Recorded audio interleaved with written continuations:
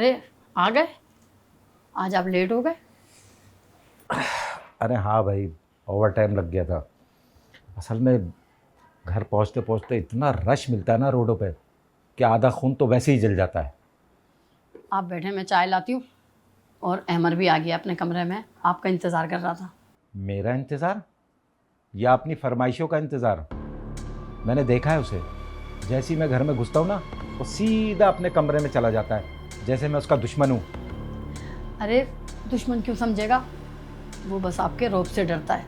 डरना ही चाहिए। तुम्हें पता है वो हनीफ भाई जो है हमारे मोहल्ले में, उनका बेटा कल पकड़ा गया है, किसी लड़की को छेड़ रहा था, सिर्फ इस वजह से कि उसने अपने बेटे को दोस्त बना रखा है। और मैं ये नहीं चाहता भाई, साफ बात है, मैं जालिम हूं ना तो जालिम ही सही है। देखो हामिद, डर और एहतराम में फ़र्क होता है।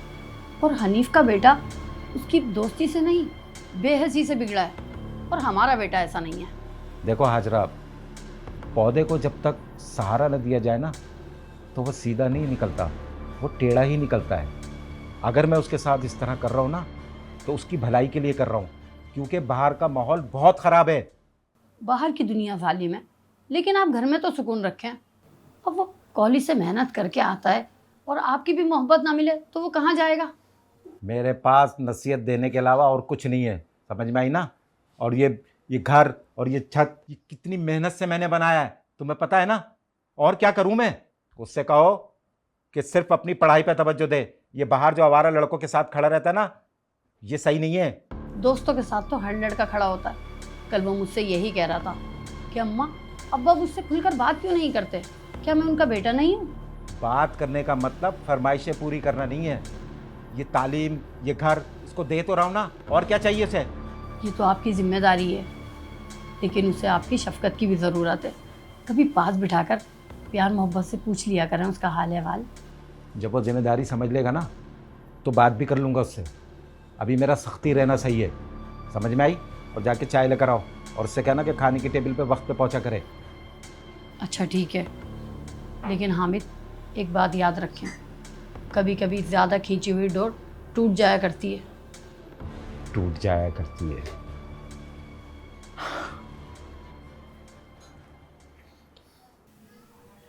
यार जवाब नहीं, और ज़बरदस्त बनाती हो खाना तो।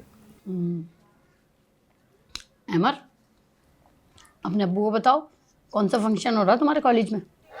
रहने दे अम्मी, कोई ज़रूरत नहीं है। बेटा मुझे पूरी बात बताया करो, ठीक है? ये बताओ कितने पैसे चाहिए तुम्हें फंक्शन के लिए? पैसे नहीं चाहिए अब्बा, हमारे कॉलेज में क्रिकेट मैच का फाइनल है।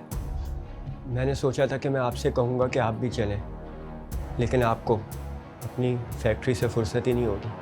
क्रिकेट? बेटा खेल कूद से ये घर नहीं चलते, समझ में आई? इन चीज़ों पे ध्यान मत दो। और वो जो तुम्हारे टेस्ट हुए थे उसके नंबर का क्या हुआ? जी वो मैं पास हो गया हूँ, लेकिन नंबर इतने अच्छे नहीं आए। क्यों?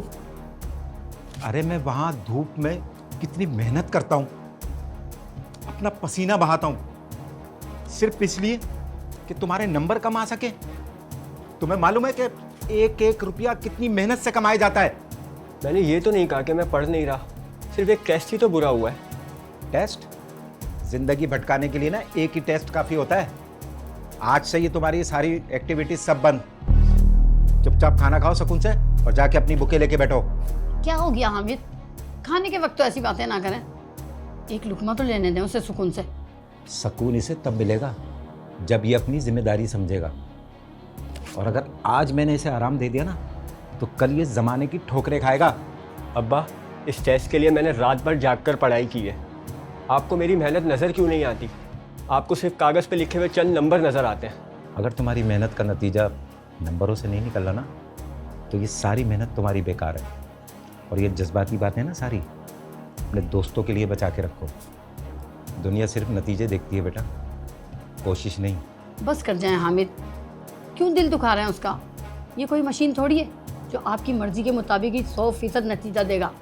ठीक है अब्बा, मैं आपके लिए मशीन ही बन जाऊंगा। शायद तब आपको एहसास होगा कि एक जीते जागते बेटे और एक पत्थर के पुतले में क्या फ़र्क होता है। बेटा अमर, क्या चाहता क्या है ये? आप भी ना बस।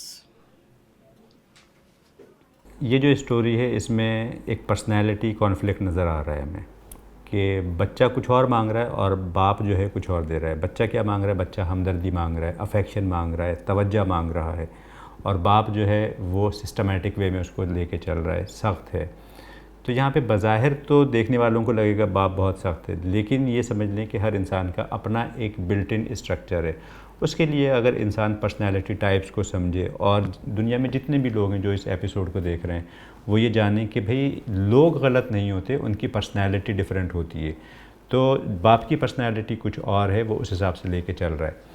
तो जाहिर सी बात है कि कुछ ना कुछ एडजस्टमेंट की ज़रूरत है। जैसे एक मशीन है, वो अपना काम करे, मशीन में कुछ एडजस्टमेंट करेंगे तो वो अदरवाइज़ तरीके से परफॉर्म कर सकती है।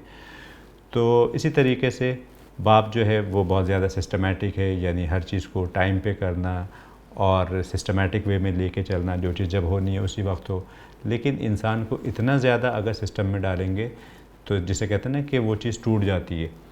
तो बच्चों को उनके हिसाब से लेके चलना चाहिए, और बच्चा भी जब ऑपोजिट टाइप का हो, यानी अगर बच्चा उसी टाइप का जो बाप की टाइप है तो वो उस सख्ती को एक्सेप्ट करेगा, यानी उसको वो फॉलो करेगा, उसको वो अच्छा लगेगा। लेकिन बच्चा अदरवाइज़ टाइप का है तो फिर क्या होगा?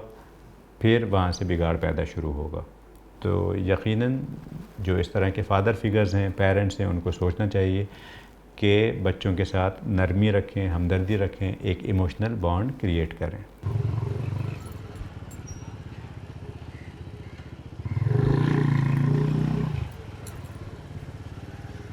ओए पैदल सवार, इधर क्यों बैठा हुआ है? बस यार थोड़ा थक गया था तो सोचा बैठ के थोड़ा आराम कर लूँ। धूमे पे खेलने का इरादा है? नहीं यार, बस अब तो आदत हो गई है। यार अहमद, तू पढ़ाकू बच्चा है यार। अपने अब्बा को बोल एक बाइक दिला दे। बंदा गर्लफ्रेंड के बगैर रह सकता है, बाइक के बगैर नहीं रह सकता। अब्बा कहते हैं बाइक ख़तरनाक होती है, और वैसे भी अभी मेरी उम्र कम है।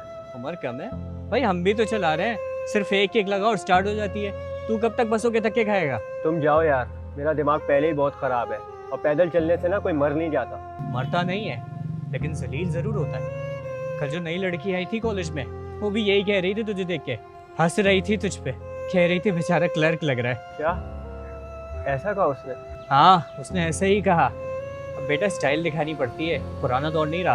अपने अब्बा को समझा। यार मैंने बहुत बार कहा है उन्हें, लेकिन वो सुनते ही नहीं है, कहते अभी तुम बच्चे हो। तेरे अब्बा पुराने ज़माने के, उन्हें क्या पता आजकल लड़के बाइक के बगैर कितने अधूरे लगते हैं। बस करो यार, मुझे मजीद शर्मिंदा मत करो। बच्चे तुम तब तक रहोगे जब तक तुम्हें बच्चा समझेंगे। वो तुम उनको समझाओ कि तुम अब बड़े हो गए हो, समझे? अपनी बात मनवाना सीखो, वरना तुम हमेशा यूं ही पैदल सवार कहलाओगे।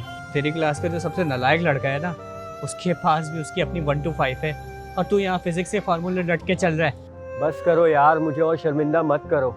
शर्मिंदा मैं नहीं कर रहा, शर्मिंदा तुम्हें तुम्हारी किस्मत कर रही है। खैर मैं घर जा रहा हूँ, छोड़ दूँ तुम्हें? नहीं, मैं चला जाऊंगा, तुम जाओ। चलो ठीक है।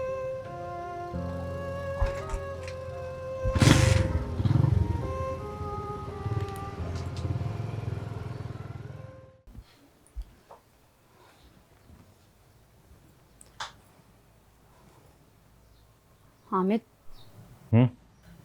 आज मैंने अमर के जूते देखे, नीचे से पूरे घिस गए। वो बच्चा रोजाना 3 मील पैदल चलता है। अरे तो नए जूते दिला दूंगा ना उसको, इसमें इतनी परेशानी की क्या बात है? बात जूतों की नहीं है, बात जिद की है। आज फिर वो बाइक का जिक्र कर रहा था, उसके सब दोस्तों के पास बाइक है। उसे शर्मिंदगी होती है। शर्मिंदगी?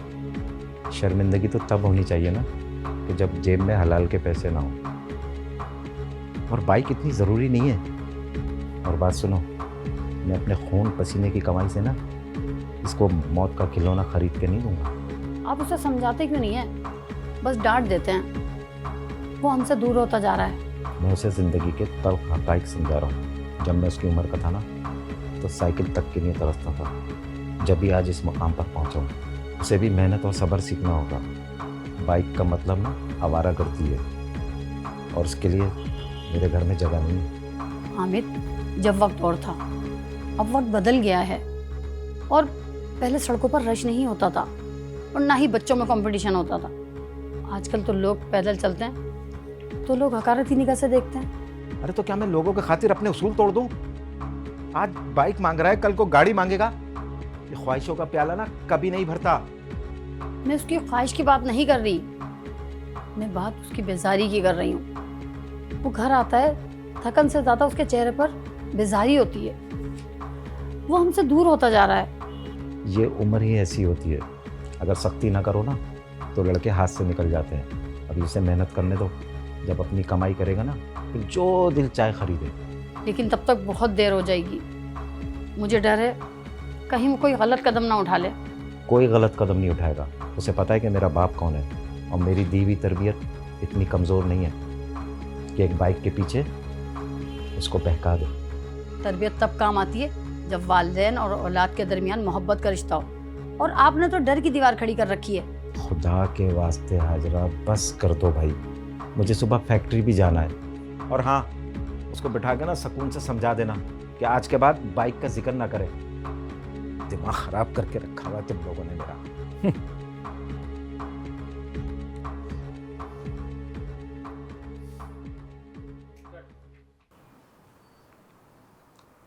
अब्बा, हम्म, अब्बा मुझे आपसे कुछ बात करनी है। हाँ बोलो, क्या चाहिए तुम्हें? कॉलेज की फीस चाहिए या किताबें चाहिए? अब्बा मुझे बाइक चाहिए आज ही। शाहिद का बड़ा भाई अपनी बाइक बेच रहा है सस्ते में। मैं अपनी 2 साल की पूरी बचत भी दे दूंगा, बस थोड़े पैसे आप डाल दें। तुम्हारी माँ ने तुम्हें नहीं बताया कल मैंने उससे क्या कहा था? या तुम्हारे कान सिर्फ दोस्तों की फजूल बातें सुनने से रह गए? अब्बा आप हमेशा इनकार क्यों करते हैं? क्या मैं आपका बेटा नहीं हूँ? क्या मेरा हक नहीं कि मैं भी सुकून से कॉलेज जाऊँ? हक की बात मत करो अहमद, मैं तुम्हारे सारे हुकूक पूरे कर रहा हूँ। ये बाइक की अयाशी ना मैं अफोर्ड नहीं कर सकता। और खबरदार जो तुमने आज के बाद बाइक का नाम लिया। अब्बा आपको पता है कि वो बचत के पैसे कहाँ से आए थे? मैंने 2 साल कॉलेज में दोपहर का लंच तक नहीं किया कि कुछ पैसे जोड़ सकूं। आपको मेरी ये मेहनत अयाशी लगती है? मेहनत? इसे मेहनत नहीं कहते बेटा, इसे बगावत कहते हैं, बगावत। आमिर, खुदा के लिए चुप हो जाएं। जाओ बेटा, तुम कॉलेज जाओ, इस बारे में बाद में बात करेंगे। क्या हो गया आपको? मोहल्ले वाले सुन रहे हैं। अरे महल्ले वाले सुन रहे हैं तो सुनने दो, आखिर उन्हें भी तो पता चले कि मैंने एक बेटा नहीं एक बागी पाला है। अब्बा आप हमेशा यही चाहते हैं कि मैं आपके कदमों में पड़ा रहूं एक गुलाम की तरह। मैं थक चुका हूं इस जिल्लत से। मैं थक चुका हूं रोज पैदल चल चल के लोगों की बातें सुन सुन के। उससे जबान दराजी करने की जरूरत नहीं है। इस घर में अगर रहना है ना तो मेरे उसूलों से चलना पड़ेगा, वरना यहाँ से तुम जा सकते हो, जहाँ बाइक मिले वहां चले जाओ। मेरे लिए तुम मर चुके हो। क्या हो गया आपको? कैसी बातें कर रहे हैं? ये बेटा है हमारा। ठीक है अब्बा, अगर मैं आपके लिए मर चुका हूं तो फिर यही ठीक है। आपको आपकी अना मुबारक हो। मैं नफरत करता हूं इसी जिंदगी से। आमिर, देख लिया, देख लिया से कितनी बदतमीजी करके गया है। ये सब तुम्हारे लाड प्यार का नतीजा है। आपकी सख्ती ने यहाँ तक पहुँचाया है उसे। सख्ती की वजह से यहां पहुंचा है। दिमाग खराब करके रख दिया है। दुनिया में कोई भी प्रॉब्लम हो उसका वाहिद सॉल्यूशन क्या है? कम्युनिकेशन। आप बातचीत करें, डायलॉग करें, मसला हल होगा। लेकिन जब बातचीत नहीं होगी तो कहते हैं कि जहाँ बातचीत ना हो वहाँ वो चीज़ें भी सुनाई देती हैं जो कभी कही ही नहीं जाती। तो फिर इसका इम्पैक्ट ये होगा, बच्चा खुद से ही सोचता रहेगा। फिर अगर उसके कोई दोस्त हैं वो उसको अदरवाइज़ तरीके से मिसगाइड करेंगे और फिर वो चीज़ें इस तरह से निकल के आती हैं कि लगता है कि भाई बच्चा तो बागी हो गया। लेकिन यहाँ पे भी कसूर जो है वो सिस्टम का है, फैमिली का है, कम्युनिकेशन के ना होने का है।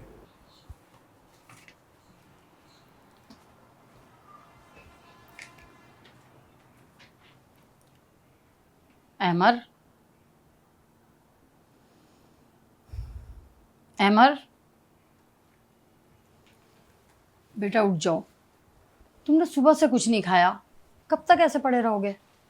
मुझे भूख नहीं लग रही, आप ले जाएंगे सब यहाँ से।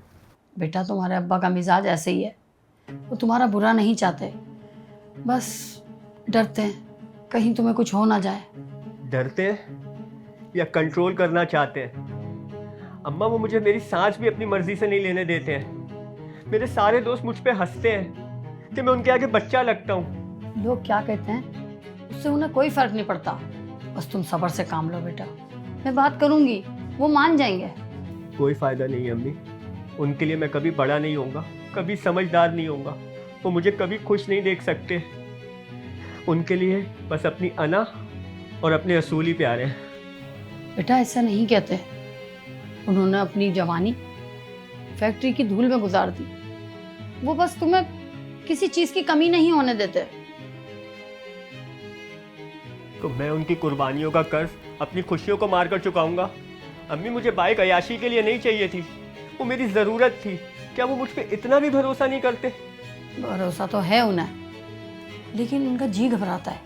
आजकल की तेज रफ्तार की दुनिया देखकर उन्हें घबराहट होने लगती है। डर तो मुझे भी लगता है अम्मी, उस ज़िंदगी से जो उन्होंने मेरे लिए चुन रखी है, जहाँ उनकी हर ना मुझे एक थप्पड़ महसूस कराती है। मैं इस घर में अम्मी घुटन महसूस करता हूँ। बेटा ऐसी बातें नहीं करो, तुम हमारे घर का सुकून हो, अगर तुम बिखर जाओगे तो हमारा क्या होगा? अम्मी आपको पता है, जब वो मुझे सबके सामने डांटते हैं ना, तो मुझे ऐसा लगता है कि मेरा वजूद ही ख़त्म हो गया है और मैं ये सब कुछ अब मज़ीद बर्दाश्त नहीं कर सकता। अम्मी मेरे बच्चा, तुम दिल छोटा नहीं करो, मैं उनसे बात करूंगी, वो मान जाएंगे। वो कभी नहीं मानेंगे और मैं अब उनके मानने का इंतज़ार भी नहीं करूँगा। अच्छा तुम खाना खाओ, मैं करती हूँ बात।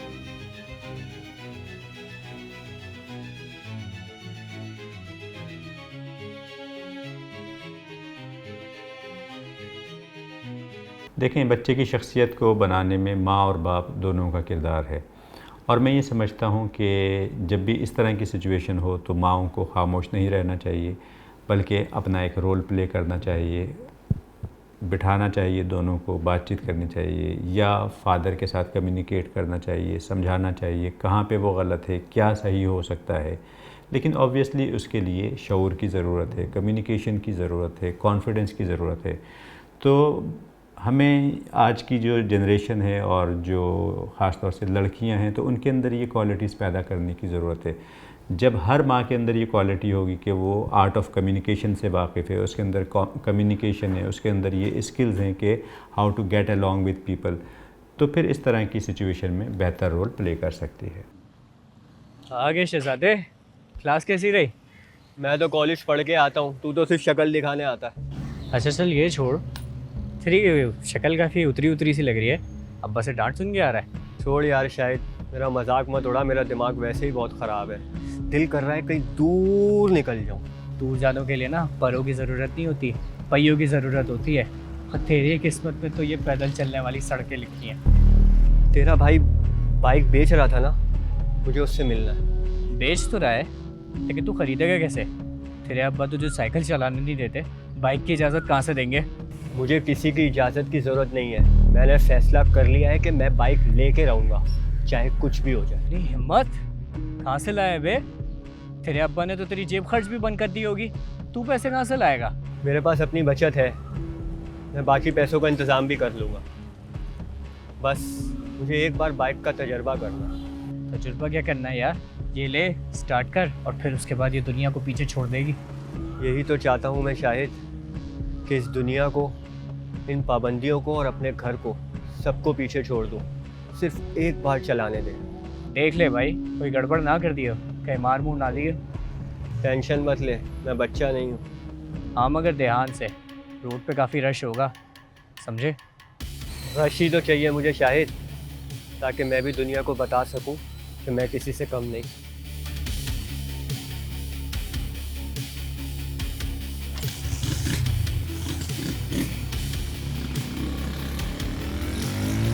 जिस घर में प्यार मोहब्बत नहीं होगा, बच्चे को सुना नहीं जाएगा, तो फिर वहाँ पे कुछ ऐसे लोग ज़रूर आ जाएंगे जो उस बच्चे को सुनेंगे, और यकीनन वो उसके दोस्त होते हैं।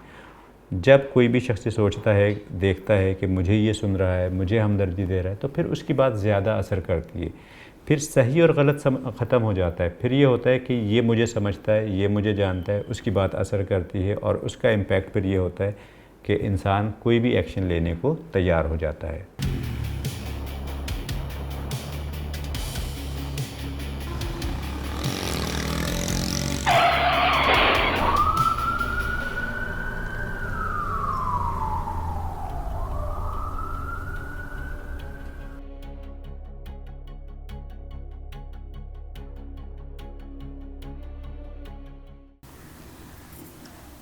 हामिद, अहमद अभी तक घर नहीं आया। मेरा दिल बहुत घबरा रहा है। रात के 9 बज रहे हैं। अरे आ जाएगा भाई, क्यों परेशान हो रही हो? बैठ गया होगा दोस्तों में जिद में। आज मैंने उसे डांटा भी तो था। आपने ना बहुत ज़्यादा डांट दिया उसे। मैंने देखा था वो बहुत गुस्से में गया है। आप फ़ोन करें ना। अरे मैं क्यों उसे फ़ोन करूं? उसको खुद को एहसास नहीं कि क्या टाइम हो रहा है और क्या टाइम दिया हुआ है बाप ने घर में आने का।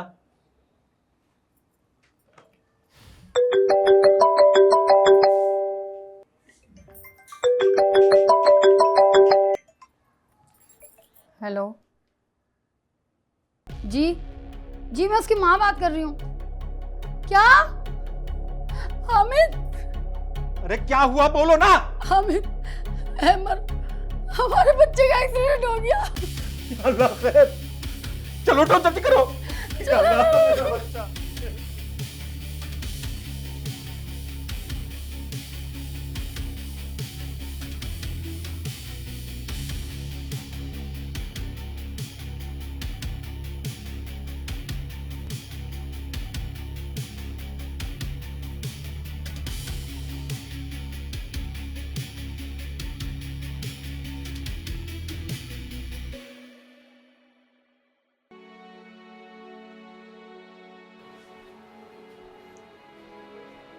डॉक्टर साहब, मेरा बेटा कब तक होश में आ जाएगा? होश में आने में 2-3 दिन तो लगेंगे। ऐसी कंडीशन में ऐसा होता है, बस दुआ करें आप।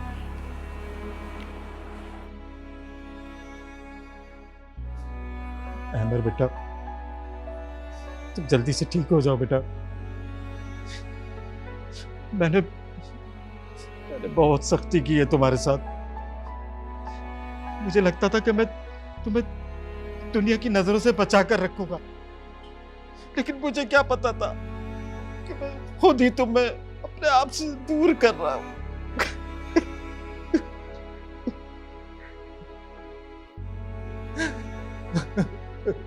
या अल्लाह, मेरे बच्चे की जान बख्श। हामिद बस करे, उसे तकलीफ हो रही है। हम बाहर चलते, उसे आराम करने दें। नहीं अजरब, मैं इसे अकेला नहीं छोड़ूंगा।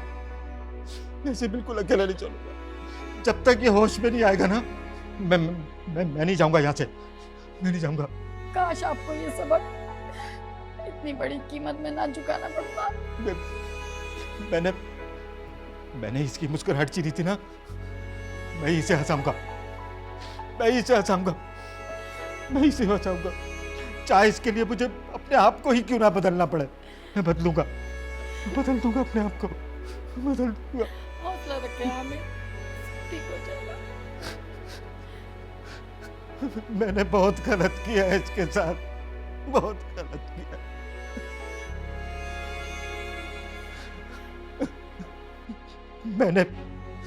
मैंने इससे कहा था ना कि तू मेरे लिए मर चुका है। मेरा खुदा मुझे माफ नहीं करेगा। मेरा खुदा मुझे माफ नहीं करेगा। ठीक हो जाएगा। अल्लाह पे भरोसा रखते हैं।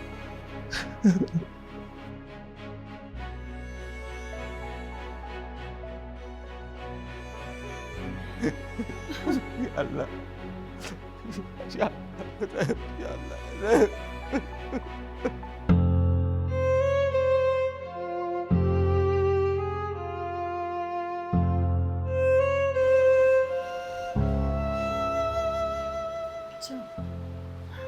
माशाल्लाह काफी बेहतर है।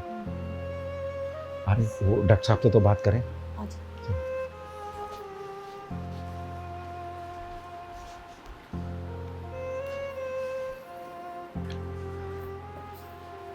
डॉक्टर साहब, मेरे बेटे की अब कैसी कंडीशन है? अल्हम्दुलिल्लाह अभी काफ़ी बेहतर है, तो अभी खतरे से बाहर है ना। अच्छा डॉक्टर साहब, आपका बहुत बहुत शुक्रिया कि आपने मेरे बेटे की जान बचाई। इसमें कोई शुक्रिया की बात नहीं है, ये तो मेरा फ़र्ज़ था जो मैंने किया। हाँ डॉक्टर साहब, मैं ये कह रहा था कि इसे हम कब तक घर ले जा सकते हैं? बहरहाल ये है कि थोड़ा सा टाइम तो लगेगा, 1-2 रोज़ में आप इंशाल्लाह ताला इसको आप डिस्चार्ज कर लेंगे, फिर आप इसको लेके जा सकते हैं। डॉक्टर साहब बहुत बहुत शुक्रिया आपका। कोई शुक्र की बात नहीं है।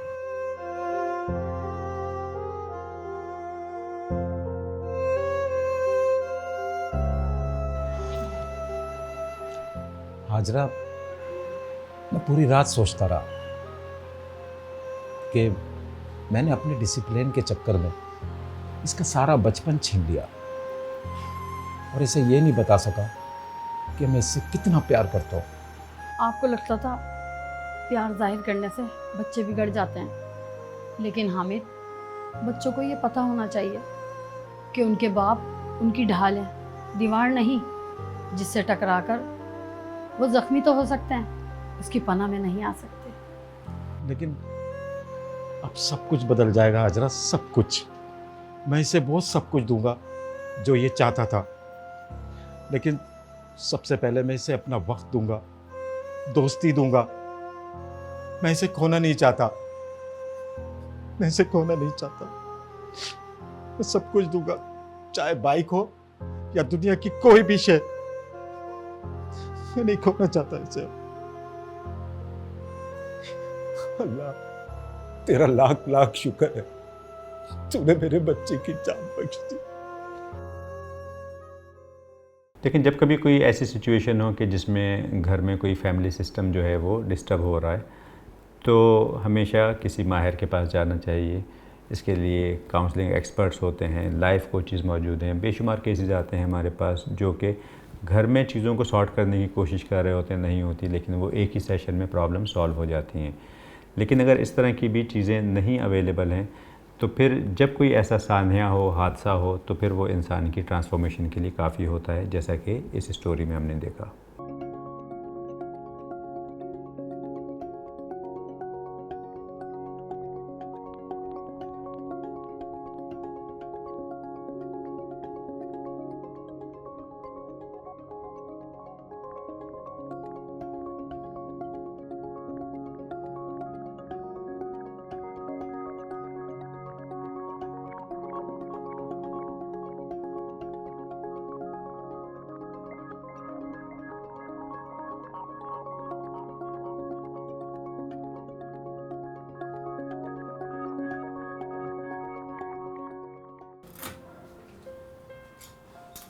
अस्सलाम वालेकुम।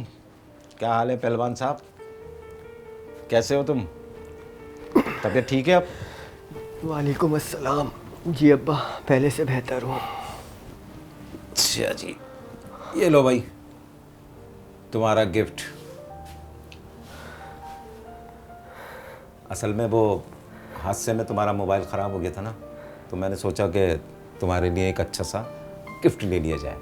लेकिन अब्बा, आप तो कहते थे कि फ़ोन ज़्यादा यूज़ करने से वक्त ज़ाया होता है। अरे यार, मैं वो सारी फजूल बातें करता था, छोड़ो इन बातों को। बस तुम जल्दी से ठीक हो जाओ, ठीक है? जी अब्बा। अब मैं बाप नहीं तो उस बन के तुम्हारे साथ रहूँगा, ठीक है? और हाँ, तुम बाइक का कह रहे थे ना, लेकिन एक शर्त है, बाइक तुम अकेले नहीं चलाओगे, हम दोनों मिलकर चलाएंगे, लेकिन एहतियात से। जी अब्बा। अब तो खुश हो ना? अरे भाई, हमारा शेर है, शेर। बेटा तुम खुश रहो तो हम खुश। सही बात है, औलाद सबसे बड़ी नेमत है। कहते हैं देर आए दुरुस्त आए, तो डेफिनेटली इस स्टोरी का एंड भी अच्छा हुआ, लेकिन ये जो ज़िंदगी है ये इस स्टोरी की तरह हमेशा मौका प्रोवाइड नहीं करती। हमेशा ऐसा नहीं होगा कि कोई हादसा होगा और हैप्पी एंडिंग हो जाएगी। तो हमें किस चीज़ की ज़रूरत है? हमें ये समझने की ज़रूरत है कि अपने रिश्तों को इंटैक्ट लेके चलें, उसमें एक बॉन्डिंग होनी चाहिए, लव होना चाहिए, अफेक्शन होना चाहिए। अल्लाह ताला ने और हमारे दीन इस्लाम ने किस तरह से बताया कि औलाद की परवरिश की जाए। हुज़ूर पाक सल्लल्लाहु अलैहि वसल्लम ने क्या क्या चीज़ें की अपने औलाद की परवरिश में, अपने नवासों की परवरिश में, तो उन चीज़ों को हमें अप्लाई करना चाहिए। देखें, रोल मॉडल जो है हमारे सामने ही मौजूद हैं, बस उन्हें सिर्फ नाम की हद तक ना चाहें बल्कि उन्हें दिल में बसा लें। फिर आप देखें आपकी ज़िंदगी में कैसे करिश्माती तब्दीलियाँ आएंगी, ज़िंदगी कितनी खूबसूरत बन जाएगी, ज़िंदगी में कितना ज़बरदस्त सुकून होगा।